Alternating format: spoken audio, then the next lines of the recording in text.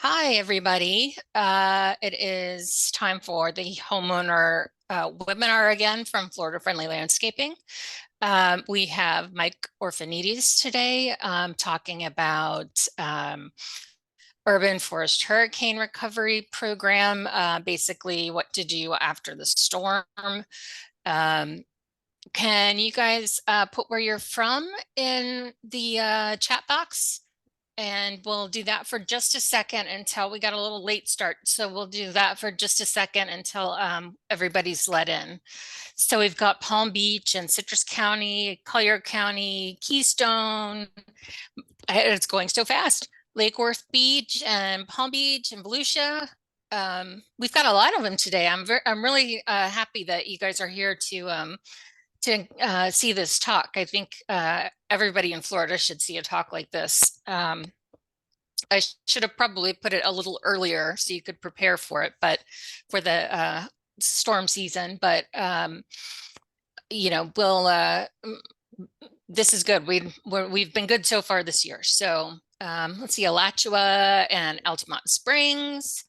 So it looks like we're kind of stabilizing on the participants in the room. So I will go ahead and get started. Start the webinar. Welcome to the Florida Friendly Landscaping Program's Homeowner Webinar Series, a series given every third Tuesday of the month at 11 a.m. Eastern. My name is Jen Marvin, and I'm the Florida Friendly Residential Landscapes Statewide Coordinator. Today we have Dr. Mike Orfanedes speaking with us about tree care after a hurricane.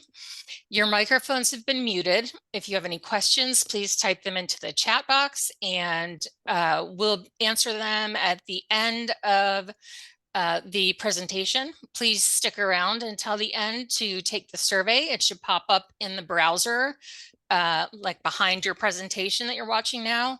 It helps me to give you the kind of programming you like and lets me know how we're doing. And, we're getting close to planning next year. So, suggestions are helpful.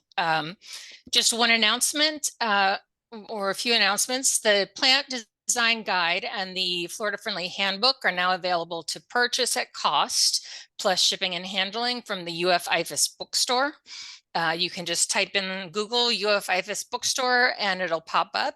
It's under the logo items at the bottom of the page. You click logo items and then Florida Friendly Landscaping. If you'd rather not pay for them, you can get the PDF for free on the floridafriendlylandscaping.com site. Our FFL Plant Guide app is also available on our website for free. Our next presentation will be September 19th at 11 a.m. Eastern on a kind of a different topic than usual, how to enjoy your Florida-friendly yard by nature journaling.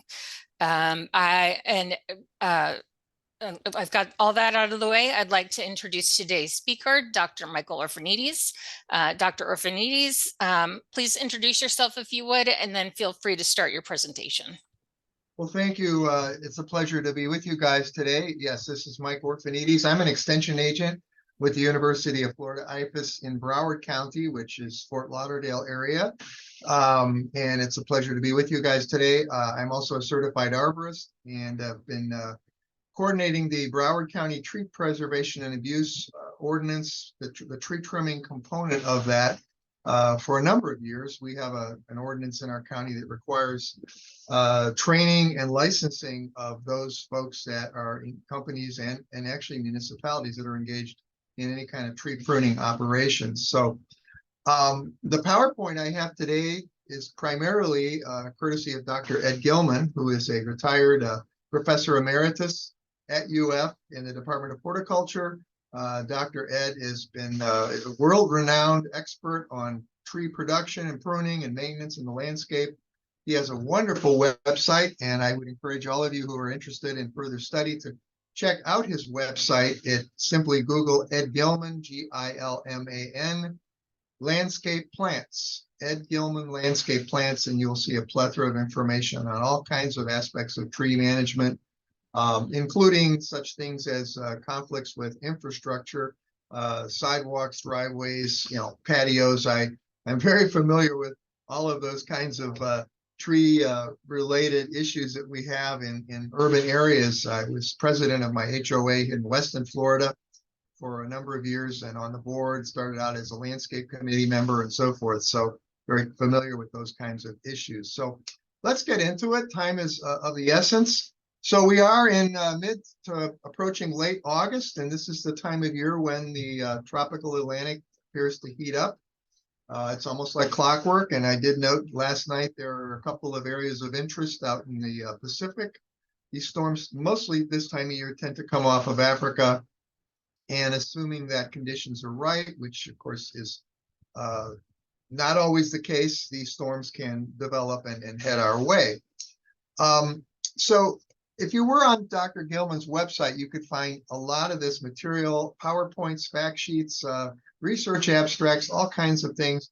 His PowerPoints are actually in English as well as Spanish. And so what you're going to see today is basically one of those that I chose that deals with restoring trees after a hurricane. And so the question for homeowners and property managers and board members, of course, is, can I keep this tree? And, what do I do after the storm? We could spend several lectures talking about preparedness pruning, which really does make a big difference. I have a little couple of slides at the end of the show that kind of tells the story of what happened in my HOA in Weston before and after we did a remedial and structural pruning program, and the difference that it made between 2005, when our community was struck by Hurricane Wilma. We suffered a lot of damage. And then 12 years later, following replanting and good structural pruning, we had a very different outcome, a much better outcome in 2017 with Hurricane Irma. So the question, of course, am I going to remove it or am I going to restore it? And the first thing, of course, we want to do is clear the debris, get the streets open, to try to get our community at least back to being able to function. And then beyond that, then we come back and we assess, okay, should a tree like this be removed or could it be restored? And so we'll get into some of the technical details regarding those kinds of decisions. Restoration doesn't happen overnight, folks. And, depending upon the age of the tree, the species, the size, all of these factors come into play. It can take 2 or more years, in some cases 5 or even more years before the tree will be back on its feet, so to speak, and free of any stakes or bracing or whatever. But in general, smaller trees take less time to recover. Older trees take more time and more maintenance, more input, more expense. We also note that between species, there are differences in their ability to recover and compartmentalize decay. So imagine, a big wound on a tree. Carpenter ants can get into that, fungi can get into that, decay can occur, and trees have an amazing ability to manage that, some species more than others, and literally wall off that decay and stop it in its tracks. And so species that are more able to do that, and we'll talk about some of those specifics later, are more likely to be successful candidates.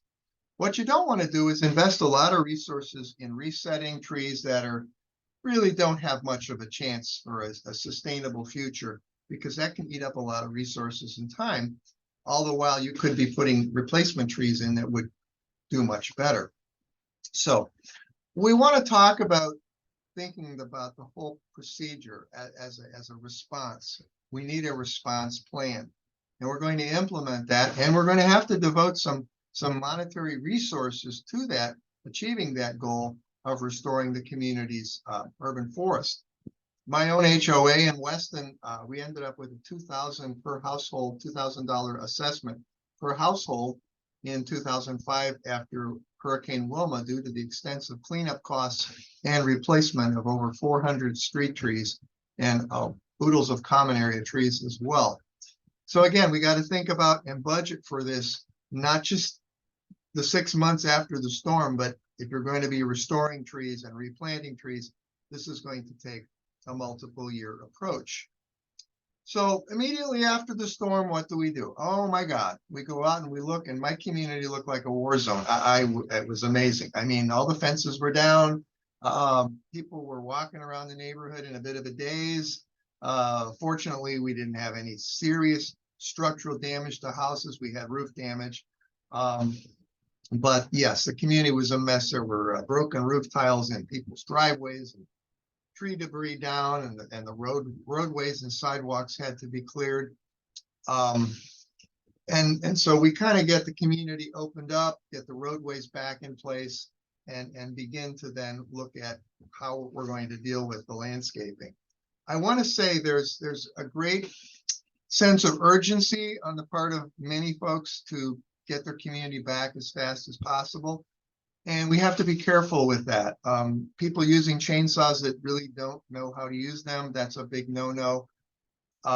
You know, when you're using a chainsaw, tree trimming is one of the most hazardous industries out there. And, you know, you can cause a lot of bodily damage due to all kinds of things, the chainsaw malfunctioning, not wearing protective clothing. We talk about chaps.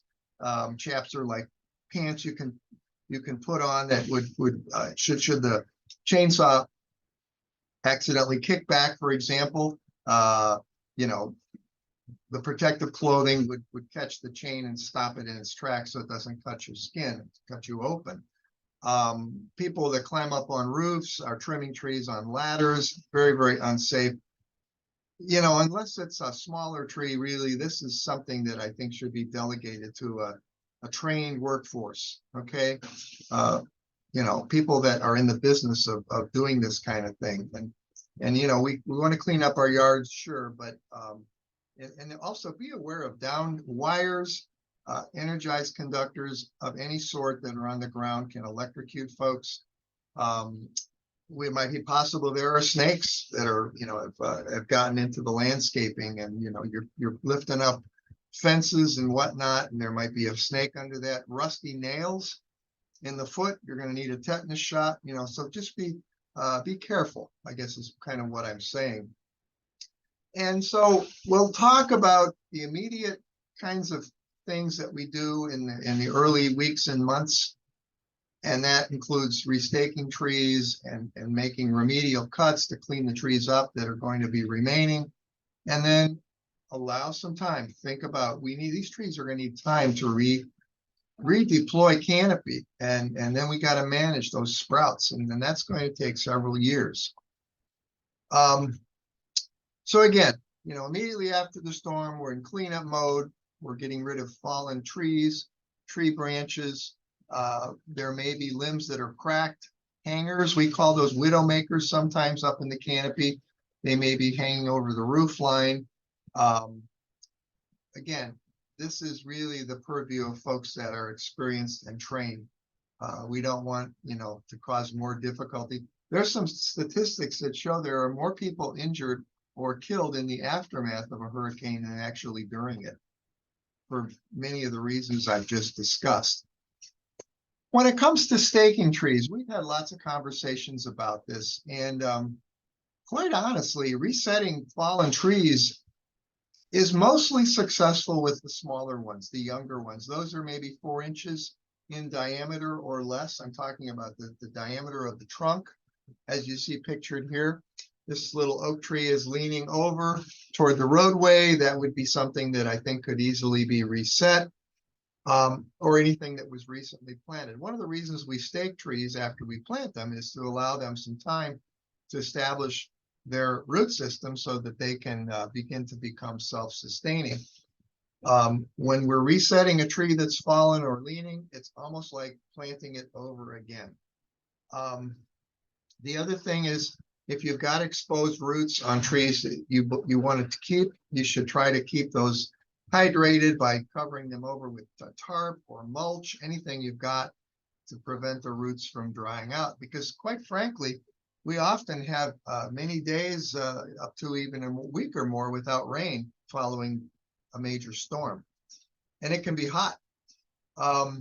So how to stand a tree up? Again, we're talking about trees that are not much bigger than 4 inches in diameter. Larger ones than that, people do reset.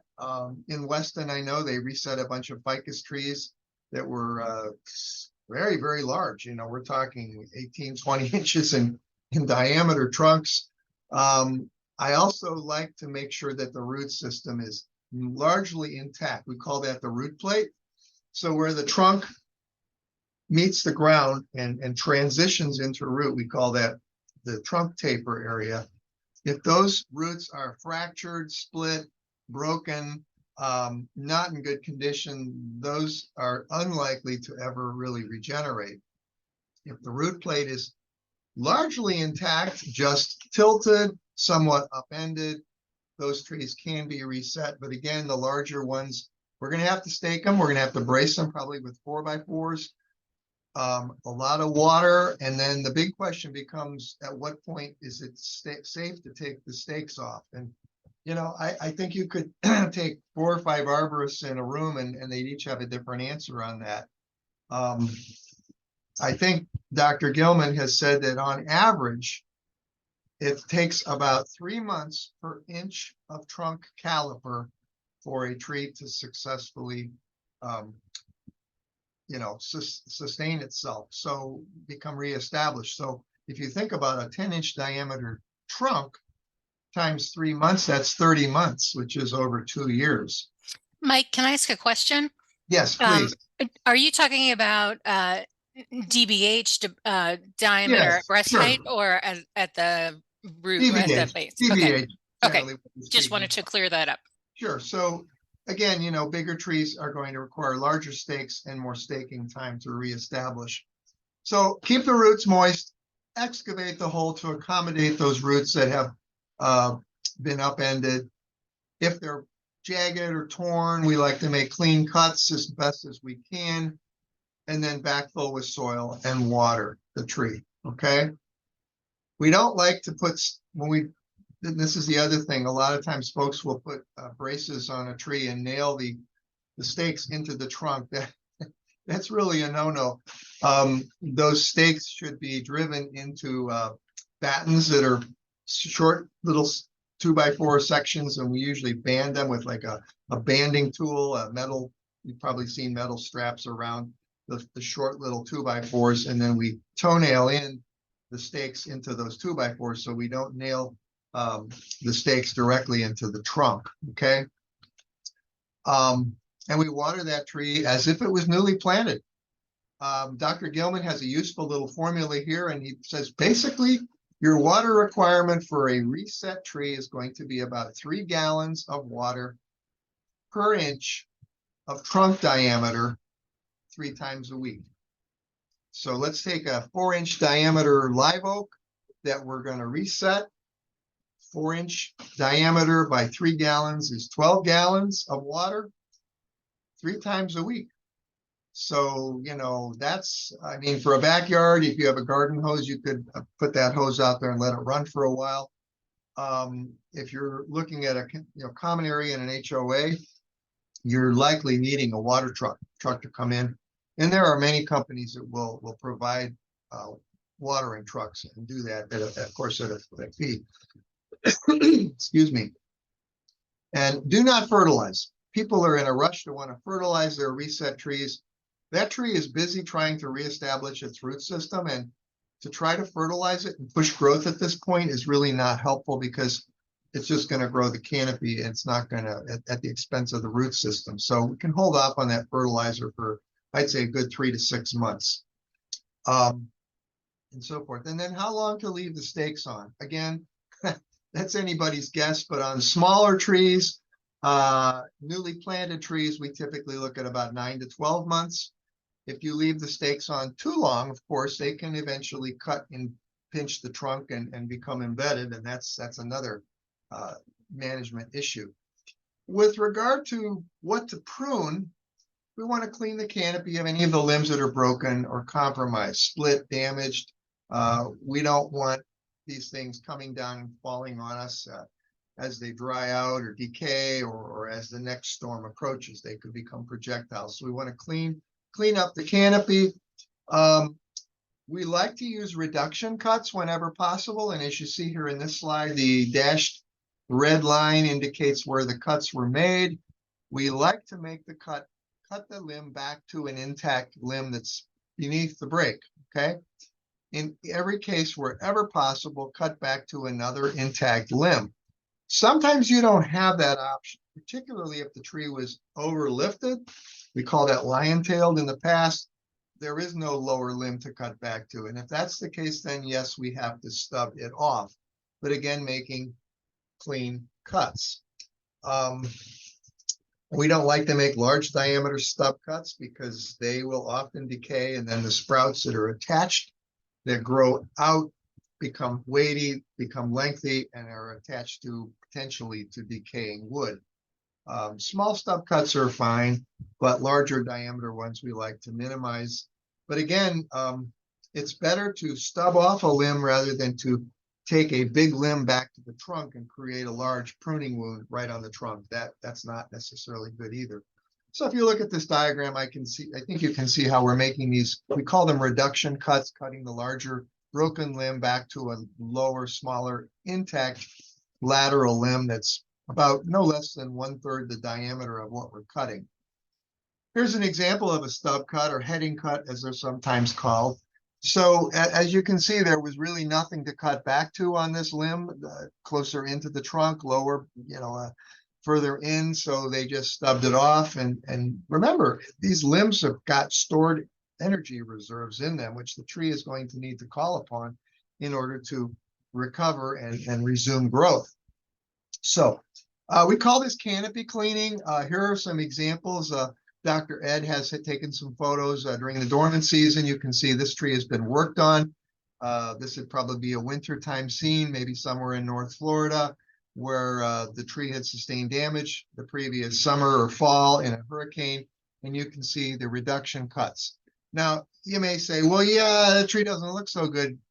It's not uniform. Don't worry about that.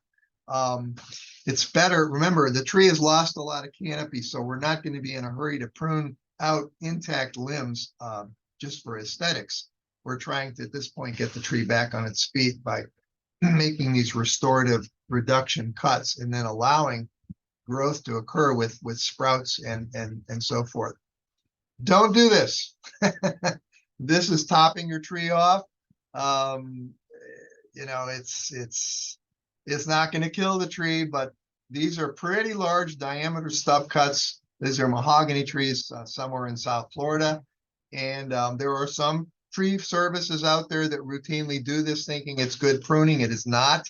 It is actually considered tree abuse. As I said before, sometimes in doing recovery pruning, we do have to make a stub cut or two. But in general, we prefer to use reduction cuts, okay? Palms. Oh gosh, yeah, everyone's in a hurry to cut all the fronds off that don't look good.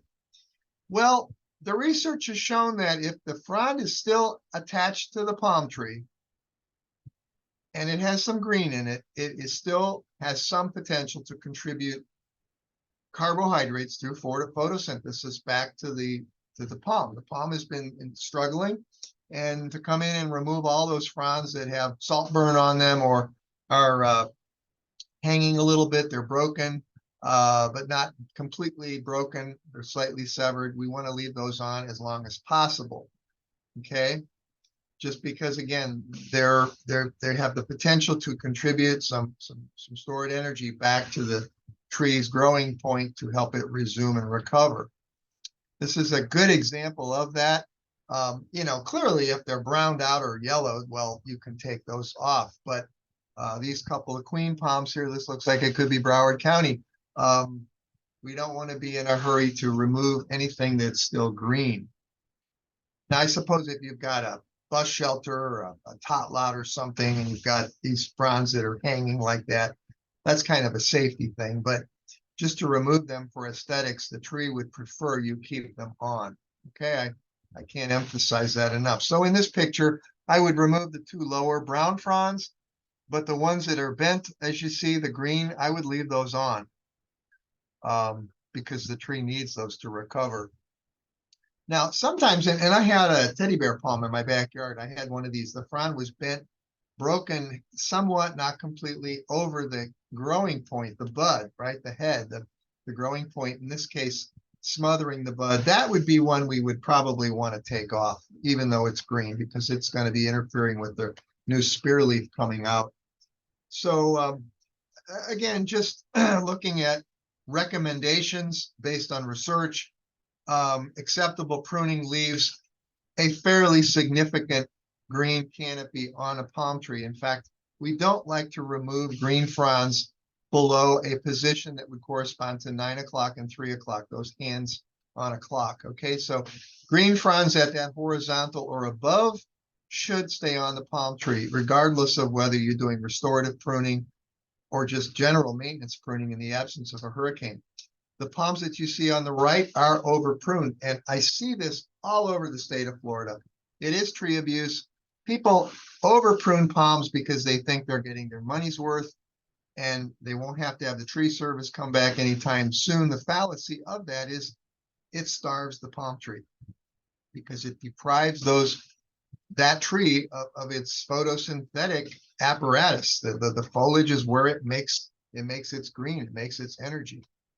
Okay, so now I want to kind of get into a little bit more about managing hardwood canopy. So we've cleared up the community, we've restaked the trees and decided those that we're going to try to restore and those we're going to remove and hopefully replace.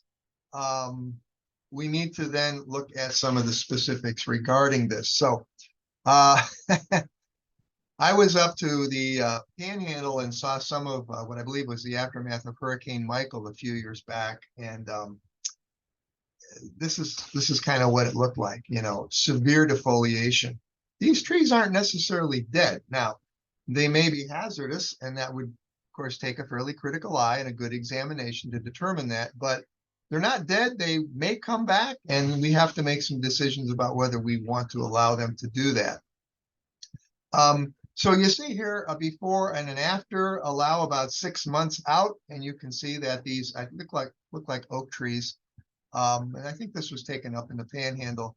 They're sprouting back quite nicely. Don't be in a hurry, especially with palms. People want to take them out because they don't have any fronds left on them. Most of those palms are going to come back. It's just going to take a while. So I usually like to wait, assuming the tree is stable and free of any broken and dangling hanging limbs. If I want to give it a shot at, recovering, I'm going to wait a good 6 months. And I think that by then you'll see whether or not the tree is going to recover. We've had a lot of lightning strikes this summer, at least in South Florida, and we have had some trees we've lost that are dead as doornails. With hurricanes, most of the damage tends to be related to the wind. Pines, we get lots of questions on pines, and pines are interesting in that they don't always, aside from maybe being toppled or leaning, they don't necessarily show a lot of symptoms of hurricane damage right away. In fact, sometimes we'll get calls a year after the storm saying my pine tree doesn't look good. It's yellowing. It's kind of like on its way out. What happened? We haven't had any bad weather. It wasn't struck by lightning. I fertilized it, which, by the way, you really shouldn't fertilize pines. They prefer not to be. This appears to be a delayed response on the part of the pine tree, and we think it's related to fracturing of the some of the vascular tissue in the trunk, which conveys the water and nutrients. And that's the xylem, of course, and then the phloem, which conducts sugars. If those vascular connections are shattered or broken or harmed by the movement of the tree during the storm, it can take months before that damage will show up. Back on palms, you can see these royal palms recovering nicely. I remember in my HOA after Hurricane Wilma, the palms were trunk only. There was not a single frond left on most of them. And they look like giant cigars. And I like this slide because it shows that now it looks like holiday time. You can see some of the decorations. So it's probably 3 months, maybe after the storm, 3 or 4 months. You can see the palms recovering, beginning to recover by putting out new fronds. And of course, in the wintertime, that's going to be a little slower procedure.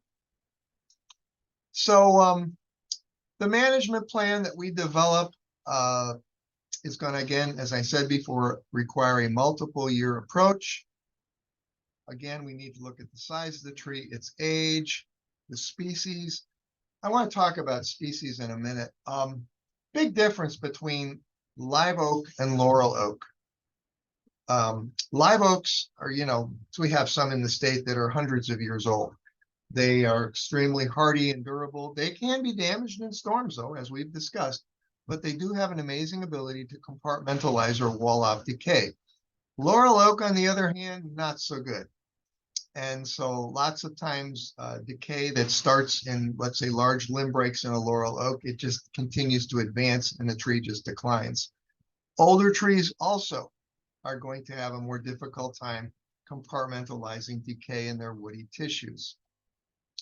So when we think about how long is it going to take for my tree to recover, know that the younger trees, probably about a 2 to 4 year time frame, maybe 3 prunings.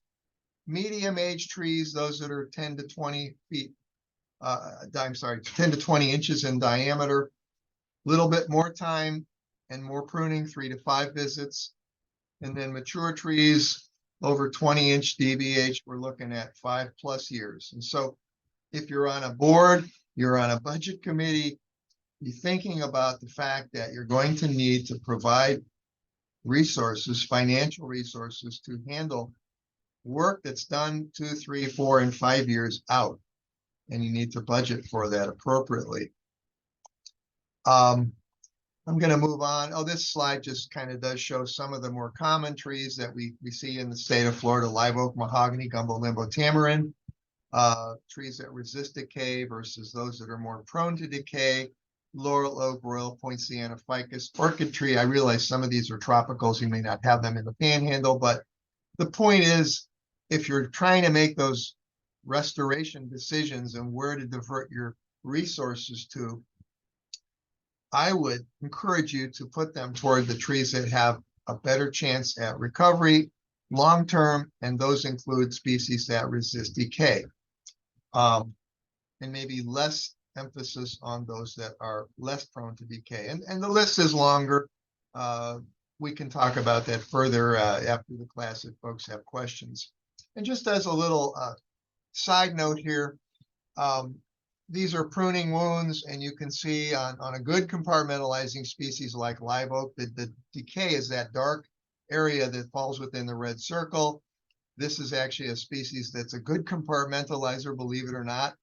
And here's one that would be considered poor. You see that the decay, the pattern of decay, the extent of decay, if you will, has extended much further down into the woody tissues.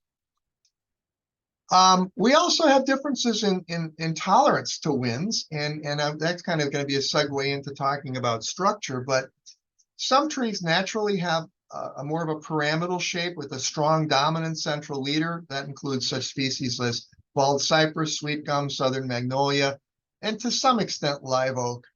Trees with more poorer structure and may need more pruning in order to resist the wind, damage from the wind, include such species as mahogany, red maple, pecan, and laurel oak. These are just some examples. We've got a Bradford pear here on the left. You can see there's a break in the trunk that occurred where you have codominance or multiple limbs arising from the trunk. You see the darkened areas. We call that a bark inclusion. Those are areas where trees are prone to separate and lose their limbs.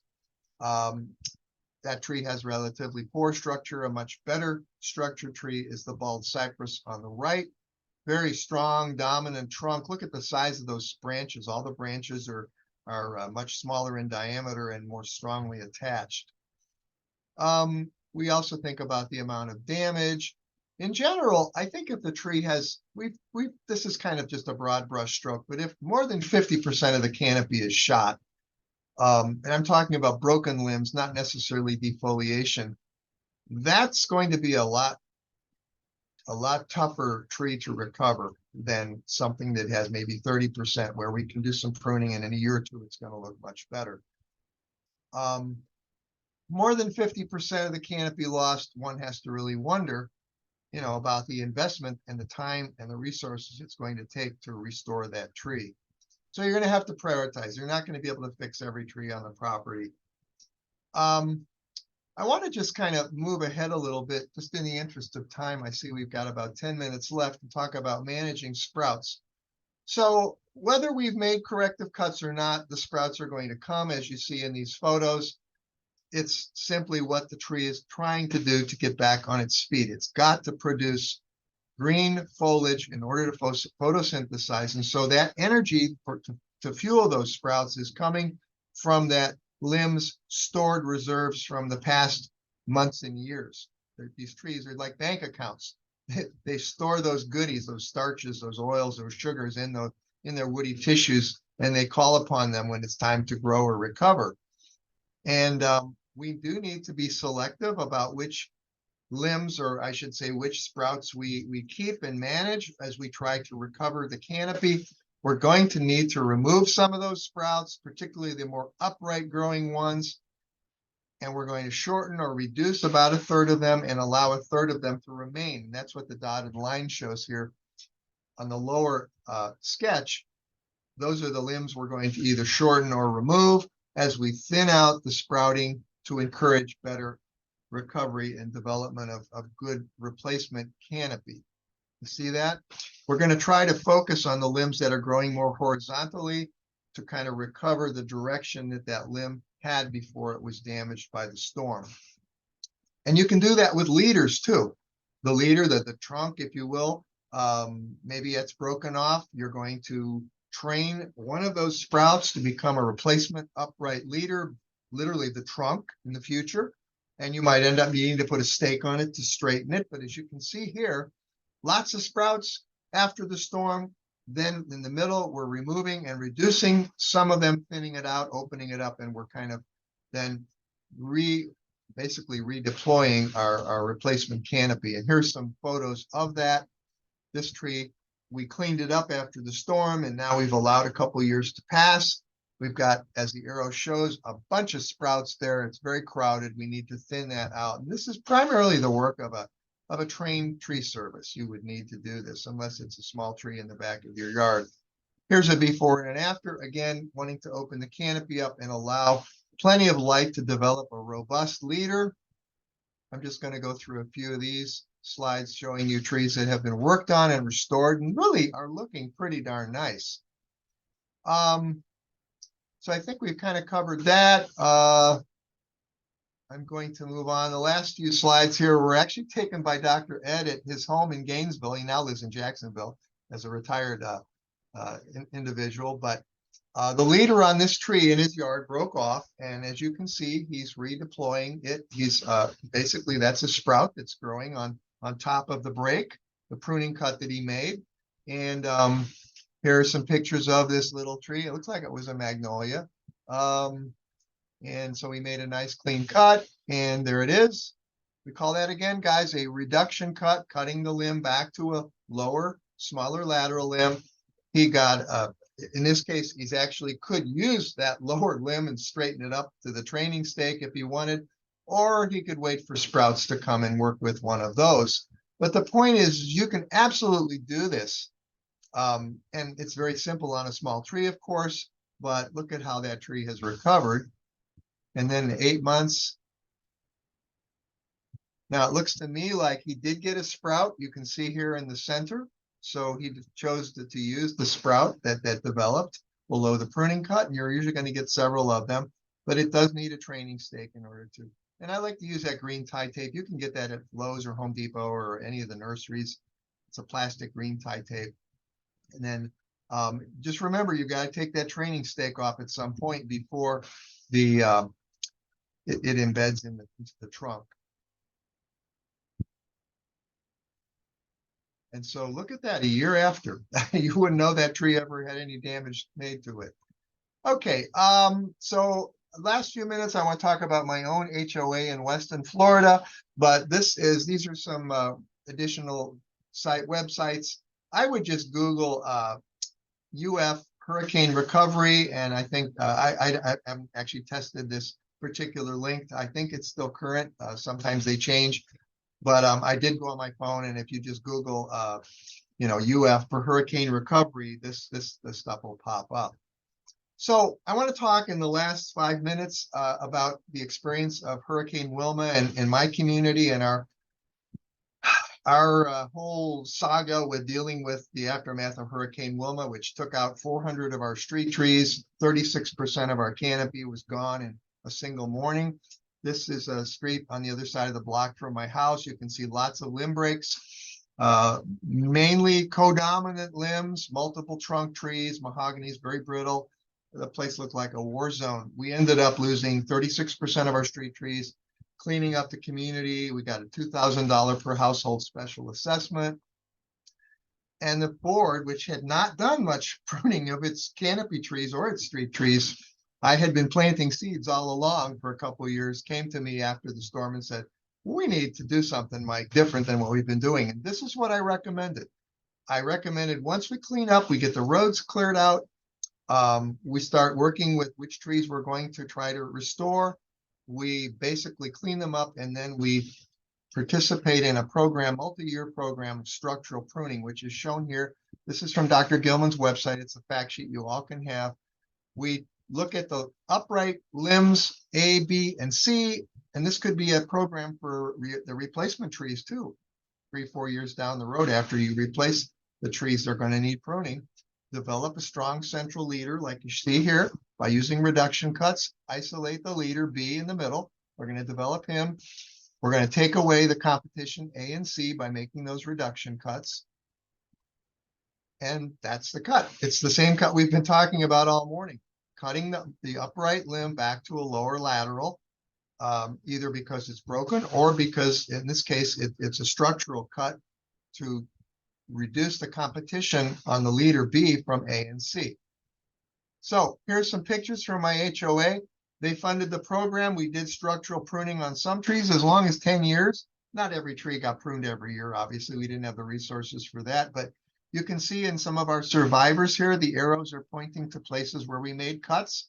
We opened the canopy up to try to develop a strong single leader. The photo on the left, two of the guys on the tree crew standing proudly in front of a live oak that had no leader before we began the program. And by basically shortening the competition, we energized the leader. And you can see in the middle, that tree has a very nice, strong, dominant trunk now. This model, based on UF research, is the most hurricane wind-resistant architectural form you can have for a tree. And eventually, we got that tree down to a single leader. You can see this is a different tree on the right. The one on the left was a lot harder. It was super codominant. It had two trunks basically the same size. The tree service, the owner of the company, Mr. Hoyt, is pointing to that valley inside the crotch. We call that the inclusion. That is the break point. And so we need to take some of that weight off of that weak union before that tree splits in half. Here are some pictures that show the final removal of a codominant upright limb. You can see the bark inclusion has been exposed. We made that nice diameter cut there by getting rid of that bark inclusion, making the cut from the outside, working our way in. So you may say, well, Mike, did it matter? You replanted and then you did structure and you continued to do structure pruning on your survivors as well. Well, 12 years after Hurricane Wilma, guess what? We had Hurricane Irma 2017. This is a shot of that same neighborhood. Most of the trees you see are live oaks that were what we replaced. There is a mahogany on the right, the second tree back. It did take somewhat of a break, but look at the amount of debris on the street. Pretty minor, pretty minimal. Cleanup was much easier, and guess what? No special assessment, happy residents. I actually took this to heart and worked on my own street tree after going to one of Dr. Gilman's classes. And as you can see, 2001, I had a tree with terrible structure. I also had an old camera that had 35mm film at the time. So I apologize for the pixelated photo here, but you can see that tree had actually 4 leaders, 4 codominant leaders. I chose the one that's second from the left to be the tree, the future of the tree, okay? And I did reduction cuts over a period of 3 years. I got rid of, in 2004, I'd gotten rid of 2 of the 4 codominants. If you note that the leader, the one I chose, the one that was second from the left is now on the left side, much larger in diameter because I had removed the competition from it. And so it was getting more light. And by 2007, we had transformed that tree into a single trunk. And that tree has gone through Irma and Wilma and the '04 hurricanes. It lost one 1-inch diameter branch. That's it. And so because I did this demonstration and the board was aware of it, that's one of the ways I got them to fund the program. So if you look at our street trees today in Western Florida, the picture on the right, a structure prune, we call it swale tree, parkway, whatever you want to call it, the tree lawn. In South Florida, we call them swales. They're really not swales, but that's the area between the street and the sidewalk. Look at the structure of that mahogany tree. One strong, dominant trunk, most of the branches smaller in diameter than the trunk they're attached to, well spaced, and compare that to the tree, the same species, the same age, in the plaza, the Publix plaza behind my HOA, and it's totally different. How many codominant leaders? How many bark inclusions? How many weak attachments? 1, 2, 3, 4, 5, 6. I see like 8 to 9 leaders. And these are the trees that are so vulnerable to breakage. So while I don't want to talk today about preparedness pruning, I want to tell you that the community made the investment.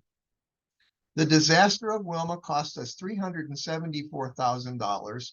We then replaced all those trees, 400 of them. And then 12 years later, after having done structure on the surviving mahoganies and the new oaks, we lost 22 trees in Irma. Relatively similar storms in terms of intensity. And the total cost $251,000, significantly less than what it cost us to recover from Hurricane Wilma. And we kept our canopy. We're not starting over. I'm going to be 65 years old next month. I don't want to live in a community that's replanting all of its trees or a lot of its trees year after year. That's ridiculous. Put the money into preventative. So that's basically what I had for you guys today. I think we're a couple minutes over time, but maybe I'm able to take some questions at this point. Absolutely. Let's see if we've got some here. That was a great presentation, by the way. Thank you. Are you the one keeping up edgilmanshort.ifas.ufl.edu? I wasn't sure if it was being kept up since he retired. Great question, and thank God it is. Dr. Okay. Ryan Klein, who replaced Okay. Dr. Ed, is keeping it up and adding to it. He's great. Yeah, he is an excellent choice, and I know him well. I'm working with him collaboratively, and Great. And Dr. Ed is still pretty active. Yeah. Lots of speaking engagements and whatnot, even in retirement. Yeah, he's a superstar in it's ISA and landscape architecture and all sorts of things. I just put the link to your woody landscape in the comments. Let's see how many. Yeah, that's a really good website, by the way. If you ever have landscape designers that you want to have the correct specifications or details, he's done a whole section of just details, tree staking, and it's a really great website. Very much hands-on and lay friendly, not yes. technical. No, it's really good. I use it all the time. So let's see what the questions were. Okay, on Sanibel Island post Ian, areas of mangroves were completely defoliated. Is the recovery time similar to see if they survive?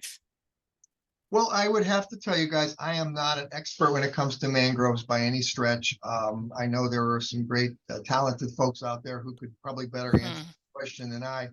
But I can tell you, having been to Fort Myers for our Trees Florida conference back in June, that area, of course, was almost ground zero for impacts with the hurricane last fall, and the mangroves had been pruned back and they were sprouting like crazy. Okay. So yeah, I think they're relative. Mangrove pruning as a whole, it's highly regulated, by the way, but yes, I would expect the recovery times would be somewhat similar. Okay. Yes. And if you're thinking about pruning mangroves, there are laws about that.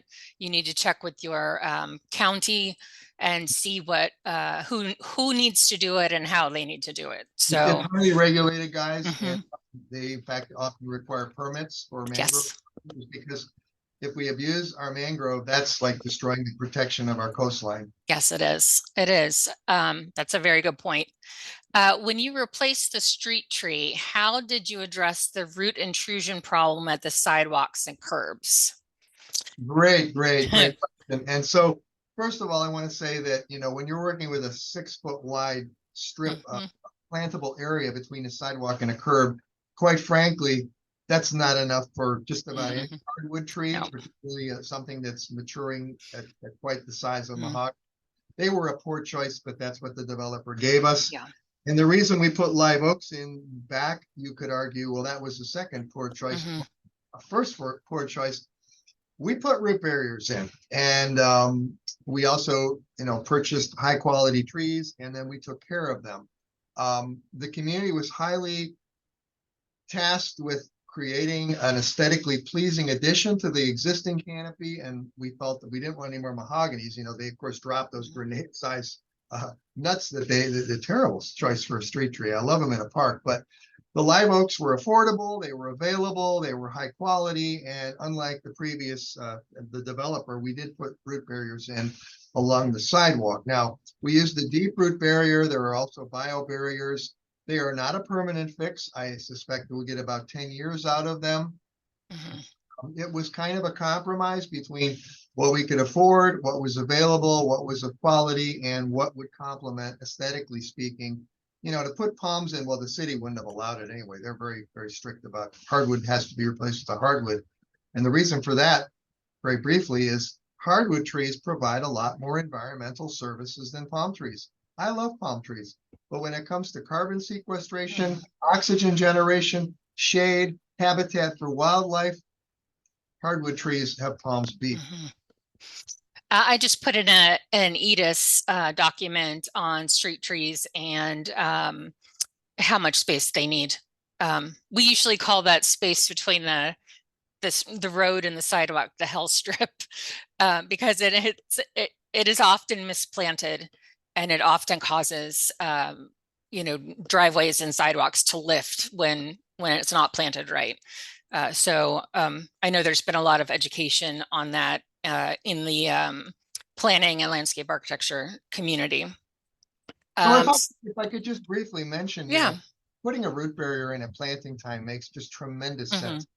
There was a movement afoot in the city of Weston at one point about 6, 7 years ago that anytime a sidewalk was going to be replaced, the sidewalk pad due to lifting from tree roots, the city was going to require installation of a root barrier. The problem with that was, in order to get that root barrier down into the ground 12 or 18 inches down, which is what they typically need to be, we had to cut a lot more roots than were actually needed to replace the sidewalk pad. And to me, that made no sense.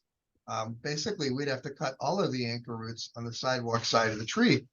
And so we actually rented a stump grinder and did one of them just to see what it looked like. And we were cutting large diameter roots within, these are narrow plantable areas, about 2 feet, not even, of the trunk.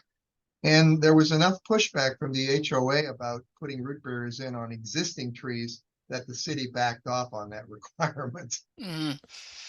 Got it. Caesar Peralta wants to know, is there going to be a tree trimming training in Palmetto and Spanish language? I saw something of the sort coming out of the Broward County Extension. Well, we have had the program in Broward for over 20 years, and it's been mandatory. And of course, it's going to be sunsetting due to the state of Florida's preemption of local licensing or requirements, licensing ordinances of lots of industries, including tree trimming. But I have no doubt we're going to continue on with the classes. We work with other extension agents in other Mhm. counties. If they want to have us do a class, we can sometimes do it in person, sometimes it's via Mhm. Zoom. But if there's a need out there and we can help that agent meet that need, trust me, we're going to be there to do it. Yes, absolutely. A lot of great, very informative seminars and wonderful webinar, great information and economic, examples. What should be done to trees that were flooded in the storm? Should you flood them with fresh water after the flood water recedes? So we're talking about inundation, I would Yeah, assume. that's what it sounds And like. yeah, and certainly some of the species are going to be more susceptible that than others. And I don't have a real good list I can share with Okay. you today on what that would look like, but um, I would think that the sooner the better, particularly Hmm. if they're sensitive to saline type Hmm. conditions. Without creating more flooding, I would try to saturate that ground with fresh water to try to leach out as much of the salt that Yeah. might be in the soil as possible. That's a tough nut to crack. Hmm. We're seeing more and more inundation here in Fort Lauderdale. Some very high-end properties are routinely getting during king tides, for example, getting their front yards inundated. So that's a growing problem, and we need some more Hmm. research to address that. Yeah, I think St. Augustine also uh, incurred that problem with one of the hurricanes that came through like maybe 5 years ago, and trees, died for several years after that. So it does take a while to see what's going to happen to your landscape. You mentioned that lion's tailing is no longer used. What word replaced it? Well, I wouldn't say lion tailing is no longer out there. In fact, I would say it's probably in Broward County, it's the most common form of tree abuse today because we have gotten away from topping. Um, we call it sometimes overlifting. The whole deal with that is when you strip out all the interior foliage, and this came out in the surveys that Dr. Gilman did with his team when they went around after the 2004-2005 hurricane season. They went around trying to assess the damage and what the causes were, and was there a species effect. In general, yes, some species more prone to damage than others, but any tree can fail if it has weak structure, hence the pruning program, structural pruning. But they found that there was a lot of limb breakage in limbs that had been previously cleared out, lion-tailed, if you will. And what that does is it reduces the taper. The taper provides strength. Think of a fishing pole, how it must flex and bend in the wind. So having that interior canopy, those limbs that are lower, obviously we need to clear for clearance sake, but some of these guys, they're limbing trees up 20 feet. And that forced elongation makes for a longer lever arm, if you will. Think about that limb as a lever arm, and it's tip weighted. And so now it's even more prone to more stresses the next storm coming around. So lion tailing, overthinning, overlifting, we kind of use them synonymously. Okay, great. Thank you. Any tips for purchasing high quality trees? Yes, learn about the Florida grades and standards. You can go Hmm. online and download the document. You can Yep. learn about it at one of our classes, but choosing trees that have nice straight trunks. I'm talking about large, medium and large maturing trees. I'm not talking about multi-stems, ligustrum and crepe myrtles. I'm not talking about those. I'm talking about oaks, mahoganies, Hmm. elms that have a nice straight trunk, have well-spaced scaffold branches. No branch should be more than half the diameter of the trunk it's attached to. If it is, you should prune it to reduce its vigor. Check the root systems, 100%. So many nurseries, and we've gotten better tops, but we're still struggling with getting good quality roots. If the root system begins to spiral around in a container, and more of our nurseries, because of space limitations, are going to poly containers, those circling roots will actually not anchor a tree. And so that is a problem. So we talk about, circling roots, managing those, cutting those. We literally shave a root ball, the outer edge, the outer inch or so. We literally shave that with a pruners, a sawzall. You can even do it with a sharp balling spade before you plant it. Take it out of the container. But if it has large diameter circling roots, don't buy that tree. trust me, don't buy that tree. Okay. Okay. I'm typing in here the grades and standards that have found online. This one is for nursery plants, but I will try to find one for trees. There's a tree grading cue card that we use. It's put out Oh, by University of Florida, the ISA, International Society of Arboriculture, and the Roots Plus Growers. And it summarizes the 7 steps that we go through as landscape inspectors. We teach a course on this, but grading the trunk, step 2, grading the root system, step 7. The tree is a cull, meaning no good if it has one or more of the following conditions, and that includes the circling roots. Now we're talking about larger than 1/10 the diameter of the trunk, circling more than 1/3 of the way around in the top quarter of the root ball. I know this is a lot of information, guys, but again, you go down to Dr. Ed's website, or you just Google the Florida Department of Ag and Consumer Services and talk about Florida grades and standards. I wish there was some kind of a mandate whereby you could go to a big store or nursery and say, get me a Florida #1 or better, because those are the trees that are going to private nurseries you'll probably have more luck with. Let's see. Those oak trees in your subdivision wouldn't root growth necessarily removing those trees so close to the sidewalk and street. I'm not exactly sure what that means. Well, I'll just say this in general, ideally, and our codes in Broward went to, for our parking lot islands, for example, a minimum of 10 feet in width. It used to be 6. We have some old plazas where there was 4 inches, and the oak trees are so stunted, or they're lifting, cracking curbs. So you need a minimum of at least a 10-foot wide plantable area. And so, admittedly, our association, when we replanted with oaks, was there a better choice? Unfortunately, not really, given the other constraints, the availability, the mandate for it has to be aesthetically pleasing. I've gone into communities where people have planted palms in with hardwoods and banana trees. It looks like a hodgepodge, and it all depends on the vision and of the community and what they want, their appearance to be. So for us, aesthetics was super important, but yeah, we're going to have to, after the root barriers don't work anymore, we're going to have to make hard choices about, cutting roots, replacing sidewalks, maybe replacing some of those trees. Yeah. Some trees that fell after Ian and were lifted showed trunk damage afterwards. It looks like bruises with broken bark. What is the proper treatment for those injuries? Well, a lot of times the trees, particularly those that like gumbo limbo or red maple that have very thin bark, are going to sunburn. And when they're restood up, you're going to have basically that bruise or that wound will probably decay. And I remember putting some gumbo limbos up, standing them back up at one of our parks. And carpenter ants then got into those trees. It was kind of an insult to injury.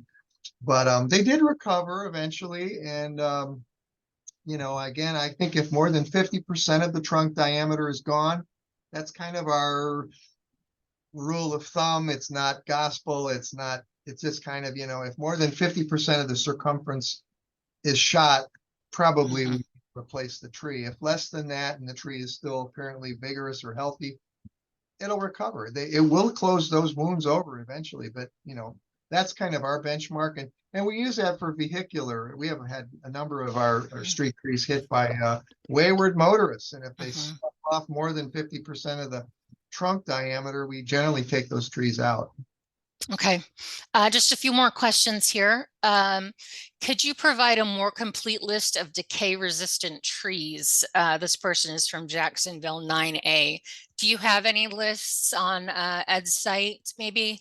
I would have to take that person's email and get to them on that. I don't have it at my fingertips. There is some information out there, but I will share my email, which is simply morph, M as in Mike, ORF, that's morph, at ufl.edu. Again, morph, MORF, at ufl.edu. Okay, I just put it in the chat there. Perfect. A couple more questions. A mature live oak was partially uprooted by Ian, but seems to be okay. Should I be concerned about open areas under the exposed roots? 100%. I would, if the tree cannot be righted and you're going to leave it with that lean, make sure that lean, the direction of that lean does not, shadow a target. A target meaning something that could be damaged or provide liability to that situation. You want to reduce the risk. Some trees that are leaning because of storm displacement, we can actually prune them over time and kind of, try to rebalance them. But I would for sure want to fill in any of those voids, any of those pockets, because, varmints are going to get in there. Somebody may twist an ankle. It's not good for the tree because it will dry out. They can trap, trash in those kinds of situations. So it should be filled in. Yes, absolutely. Okay. All right. One more about trees, and then we have a general question. Will nurseries allow lifting the tree to look for circling roots? Sometimes. Well, yes and no. One of the pet peeves of nursery owners is when inspectors are probing around in their root balls. And it kind of depends on the nursery. The better ones, of course, probably will have better quality trees, and there's a lot less need to do that. I would not necessarily dig unless you feel there's a reason to dig around, and you can sometimes see that if they have not managed the root ball well during their production, and they've stepped it up from one small container into a larger and so forth. If they're not on top of their game there, chances are you're going to see those offending roots, or at least some of them, or the tops of them. And I would just skip over those and avoid those trees. But yeah, some of the growers will get bent out of shape. And I know with some of our municipal inspectors here in Broward, contractors, landscape installers that drive bananas. But you know what? I always say, if there's a doubt in your mind and there's a reason to dig, well, do it. Yeah. And if you get one from a contractor that is not acceptable, you can send it back and get a different one. That's part of your punch list. Yep, exactly. So let's see, the last one, will we have access to this information post-webinar? Yes, we record every webinar. We usually post them the week after on our FloridaFriendlyLandscaping.com site under resources and then webinars. And we also post them on our YouTube channel. I guess I have one more question. I think that's fine. Any recommendations for a 50-year-old live oak with 3 large leaders together, low on the base trunk, similar to the one in the picture you're using as your background? There is a dark line coming down one of them, but no insect infestation, and it drains well after rainstorms. Good question. Yeah, these are pictured, are not my HOA. This is Forest Ridge Homeowners Association in Davie, Florida, which is about a mile from our office here. Beautiful community. These are some of the remnant live oaks that occurred on the property prior to development, and they were preserved. So they've been there a long, long time. And the historic Pine Island Ridge is full of these. I would, if the tree is important to you and you do value it, and you want to keep it, I would invest in having a certified arborist with a good reputation come out and give the tree kind of an inspection. We do that for our air conditioners. We do that for our roofs. It's not a bad idea to have somebody maybe every 5 years come out and look at your tree, somebody who has a good reputation and knows what they're doing. And they can make a determination if there's decay, or if perhaps some of those large limbs might need to have a little bit of weight removed from them. If there's cause to think that line you're speaking about is actually an inclusion, you want to reduce the amount of stress placed on that union, that crotch. You would want to maybe lighten the load a bit by having it pruned at the outer edge, pruning from the outside in, not the opposite of that, pruning it from the inside out. That goes back to the lion tailing, which will make the limb more likely to break. So that would be my suggestion. Okay. Great. Thank you. You can find an arborist. You can find an arborist by Googling the International Society of Arboriculture, ISA, www.isa-arbor.com. Would you suggest using ISA arborists that are attached to a tree company? Do you know what I mean? Yes and no. There are some folks. I do not do consulting. Aside being too busy, it's we're we're not allowed as extension Yeah. agents to do that, but there are plenty of qualified, good arborists in the state of Florida. I know many of them, and you can find them through that website. Okay. I would also do this. If you suspect you have some kind of a weakness, some kind of a decay, some kind of a problem that could relate, to the tree's health and stability, make sure that arborist you hire is TRAQ certified, TRAQ. Yeah. That stands for Tree Risk Assessment Qualification. Mhm. That means that that person, like myself, has been through the training, been certified as a specialist in hazard identification and mitigation. Yeah. TRAQ, TRAQ, Tree Risk Assessment Qualification. Not all arborists have that background. Great point. So that is it. Thank you so much. We've had a lot of great presentations, and thank you for the webinar. People absolutely loved it. You had about 156 people on your webinar today, and we will see you all next time when we talk about nature journaling and enjoying your Florida-friendly yard. Dr. Orfanedes, thank you so much. Everyone stay safe during storm season. Thank you. Yes, absolutely. Thank you. Bye.